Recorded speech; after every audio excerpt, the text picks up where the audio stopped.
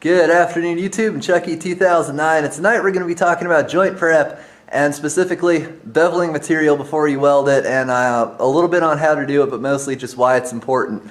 So basically, I've seen a lot of projects where people, they don't really bevel anything. They skip the joint prep, and their butt welds and everything are tall and cold and not burned in, and with just a little bit of extra effort, really could have been a lot stronger. And I've even made a few of those projects, thankfully nothing critical, but still. And so anyway, I decided I'm going to make a video on that, and although the concept of what we're talking about really isn't rocket surgery, I would have liked to have seen a video on it before I started building stuff, and hopefully these tips will help somebody out. So let's come over here, take a look at what I got set up. I've got some 2" by 2" square tube here, 1/4 inch thick, and the joint on the right is beveled. As you can see, I just took my 4.5 inch Makita over there, not with that grinding wheel though, I used an abrasive disc, just, you know, for the record. Took that and beveled these two pieces of metal before I stuck them together. Now first off, what is a bevel? My definition of it would be when you remove some metal so that your weld has more surface area to dig into, to latch onto, to hold onto. You know, because as you can see, there's a whole lot more area there for my weld to burn into than there is over here on my non-beveled joint. So pretty much, as you can see here, I just cut a couple of 45s, stuck it together, tacked it up, and called it a day. Here I've gone ahead and beveled it, and I've also done the same thing with the joint, with the butt joints over here. But basically, it is really important on outside corners to do this, because as you can see here, it's like a little mini fillet weld down there. That's what it looks like. And here, there's nowhere for the metal to go, so it's just probably going to pile up there and not dig itself in, not going to be all that strong, and that's no good, you know. You don't want that. So pretty much, I'm just going to start welding these out. Now I do have my two different joints over here, my two different butt joints. This one is closed root, even though there's a tad bit of an opening down there. It's not a big deal though. This is closed root, and this is open root. And basically, when you're doing just general fabrication work out in your garage or whatever, a lot of the time welding something open root is complete and total overkill, but a lot of the time it's a really good idea.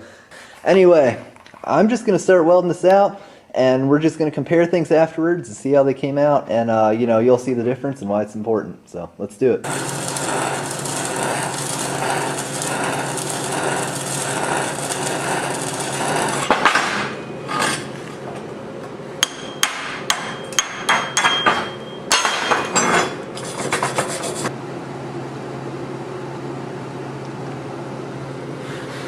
Alright YouTube, check it out.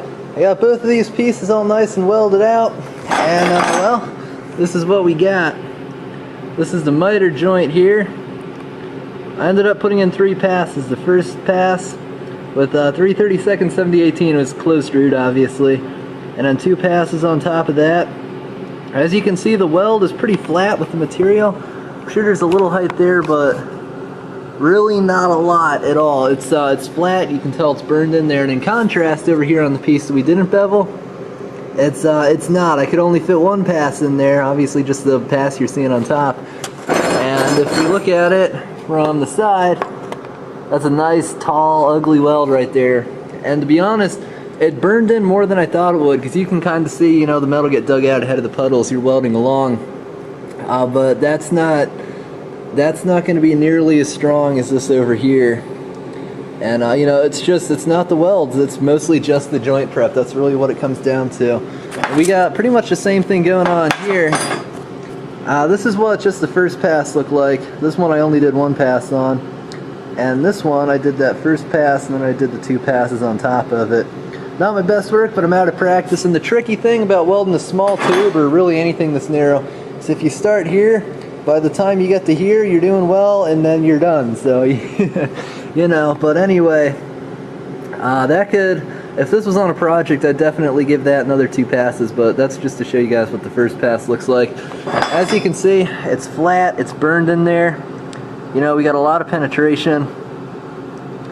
And likewise over here, we did not. It's nice and tall. It's not even really burned into the metal. It's for the most part just sitting on top of the metal. And that, YouTube, in a nutshell, is why it's really important to bevel your material, because on a lot of projects you work on, and a lot of joints and everything, it doesn't come down to your welds. It comes down to my ginormous zoomed in face. Yeah. Now, on a lot of things, it's as much the joint prep as it is the actual welding. Like if you're gonna paint something, very little of the time when you're painting it is actually spent painting it. Most of it's going to be spent cleaning it up and sanding it smooth and doing all the priming work and all that. And you know, if you just grab a couple rattle cans and start spraying stuff, it probably won't come out all that well. Same thing with welding. If you just grab some electrodes and you start welding something that really should have been beveled or really should have gotten some joint prep, it's just not going to be all that great. And it didn't take me long at all to bevel these. And if you care about getting your job done right, take the extra time and you know, do it right. And the other thing, the main reason I made this video, which I realized I forgot to show y'all, we got these ends here. And I'll just set it up like that. On this one, you can see it's pretty flat. I just went along the middle. It's like a nice little fillet weld. Just went along the middle there, washed in the sides. This one is big and gloppy and ugly, and the weld metal didn't have anywhere to go, so it just piled up on top. So anyway, thanks for watching, YouTube. I'm Chucky2009, and I hope this video has helped you guys out. So don't forget to rate, comment, and subscribe for more. Have a good day, everyone.